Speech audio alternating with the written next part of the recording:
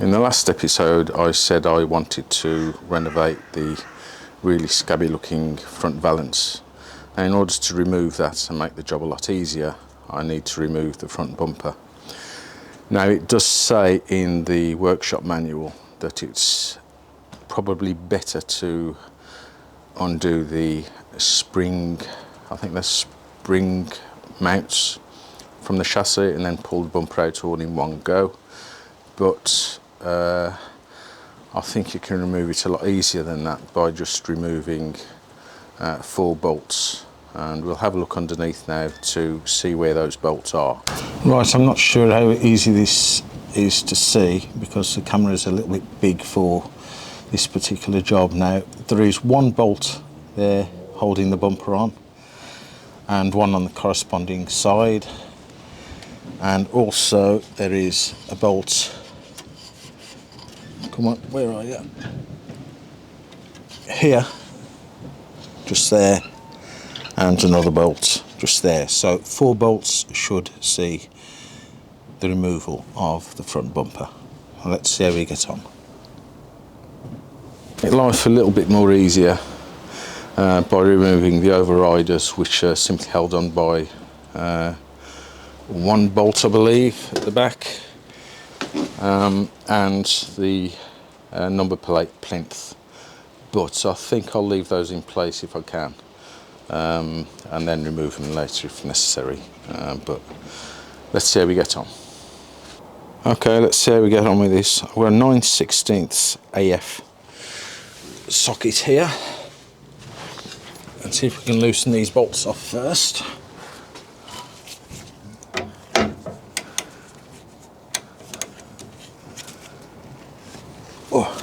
Yeah, that one's loosened off okay. Try the one at the other end.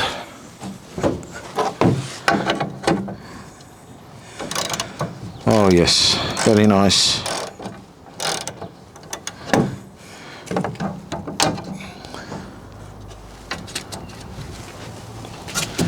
Now I believe there are just 2 more, but I may be wrong. Let's just see how these go.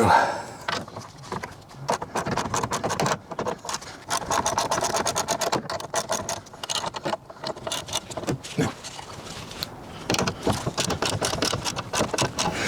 Actually, I think these 2 centre bolts also hold the number plate plinth on. So I'm going to have to remove the number plate and then remove the bolts holding the plinth on. Then I can take the bumper off by undoing the 2 end bolts. Let's just remove the last 2 bolts holding the number plate on.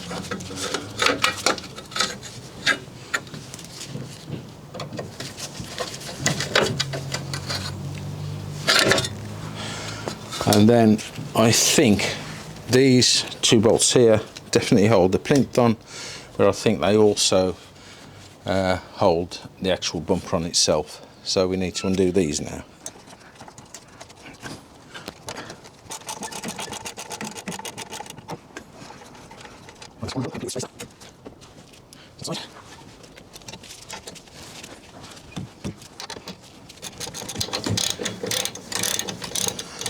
I actually think that the horns will come out with the bumper as well.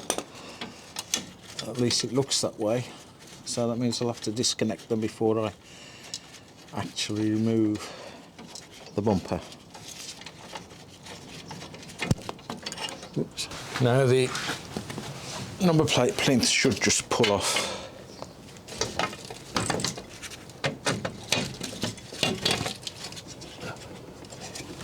Should just pull off, he says.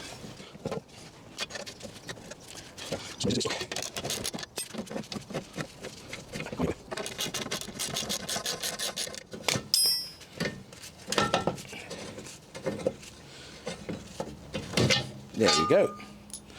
That's aft. Ah, that's interesting. Now, I actually thought this bumper was one big unit with the number plate plinth on top, but obviously not. So the bumper's actually in two halves. There we go. I don't know where the oak leaves have come from, because there's certainly not any around here. Anyway, back to nature.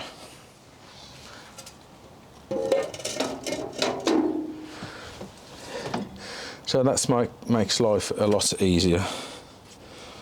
So now I'll just remove both sides. Yeah, okay. I don't know whether you'll be able to see this very easily, but there's one bolt which I showed you up there, which attaches this iron, which supports this side of the bumper and this side, and also the horns are attached to this as well. So what I'm going to have to do is just undo, if you can see them, there's some wires there they are, undo those, and then once I remove those two end bolts, the whole iron should come off, and then we can dismantle the horns. And I wanted to give these a refurbish as well. They do work, but they're looking a bit tatty. So I'll undo those bolts and see what we come up with. Okay, I've had a slight change of plan. I was planning, as I said, to remove the bumper iron itself there, but I'm having problems disconnecting the wires from the horns. Reason being that someone's used a connector which doesn't appear as though I can separate the two ends of the wires. So I'll tackle that a bit later, but now all I need to do is undo the bolts, and this will come off, and the same this side. While I'm under here, I can see that it has been under sealed, but the problem is I think it's been applied before at least some of the rust hasn't been removed and treated. So it looks as though that's another job on the horizon. There we go. That's one fairly heavy overrider.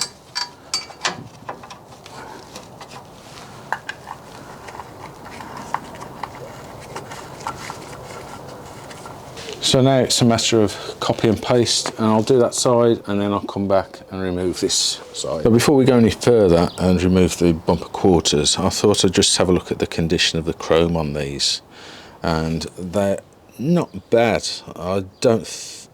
It could be better, but they're very passable, and I'll give them a good polish once we get it back on. Now, I thought these would be handed, so I was just about to mark near side and offside on them, and it's not very easy to see on this one. If I just zoom in a little bit,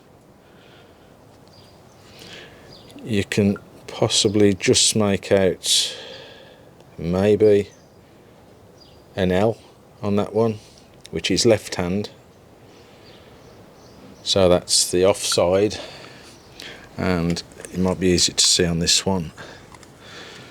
Whoops. Let's see. Focus. Yes, you can see an R there. So that's right hand side, which is the near side.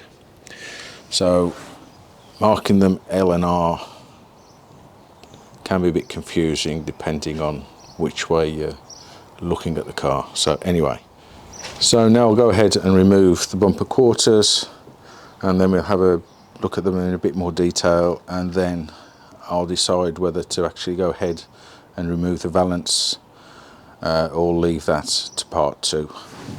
Okay, so let's just remove this bolt now and it should come off.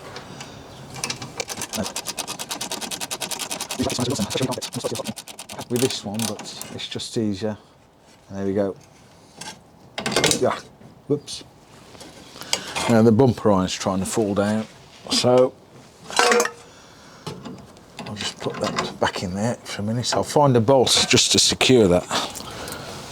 Okay, so I think I'm going to leave the job there at the moment, but before I finish I will show you a little bit underneath as to what it looks like with the bumpers removed. But what I do need to do is to make sure this bumper iron is secure, because it's going to rattle about a bit if I don't. So I do have some UNF 9/16 nuts and bolts, and it's always handy to have a set of assorted nuts and bolts. I tend to use stainless steel, and as you'd expect, most of the bolts on the Rover are UNF, and also on my Lotus Elan, which I purchased these bolts for. So just to secure this so it's not going to rattle about all over the place, it doesn't put a strain on anything.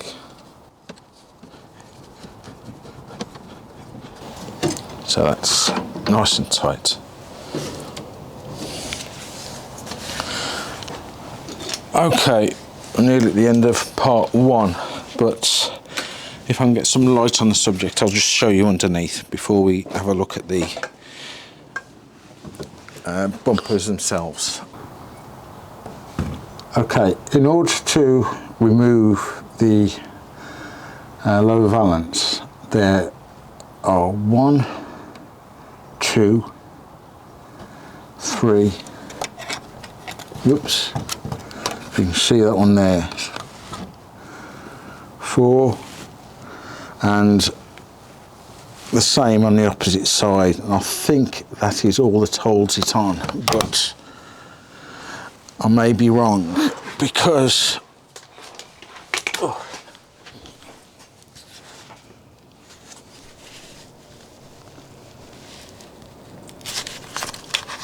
yes, there are another 2, I believe. One there,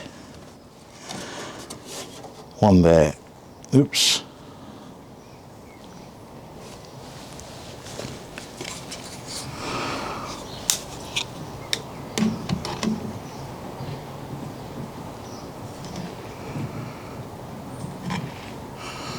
I believe I may be wrong, because I think there's another one there and the same the other side, so it might be 10 in total. Now, if they're not corroded together, I might have a go at removing them now. If not, I'll leave that till part 2, and we'll go ahead and now and have a look at the bumpers.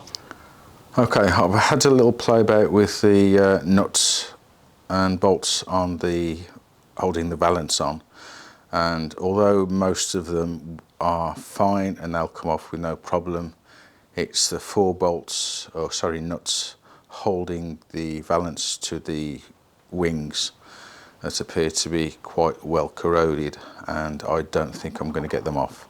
But what I will do is give them a good soaking and see what happens. But it's probably going to be a 2-part dismantling of the bumper stroke Valance, and then we'll probably do 1, maybe 2 videos on the restoration of that Valance.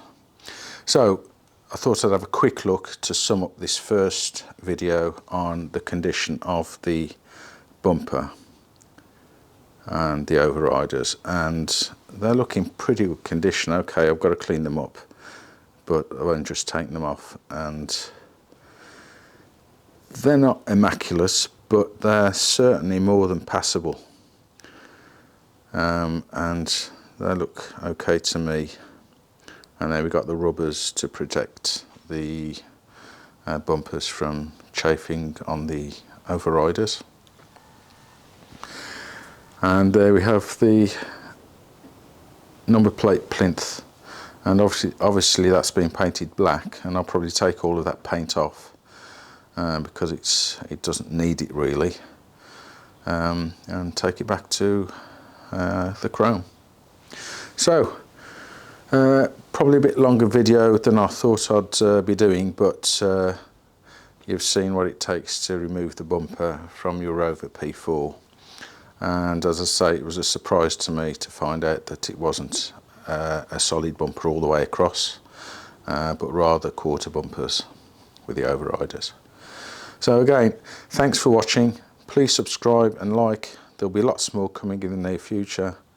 But first of all, we'll get that rear front valance painted back on the car and looking as good as new, hopefully. So thanks again. See you in the next one. Bye.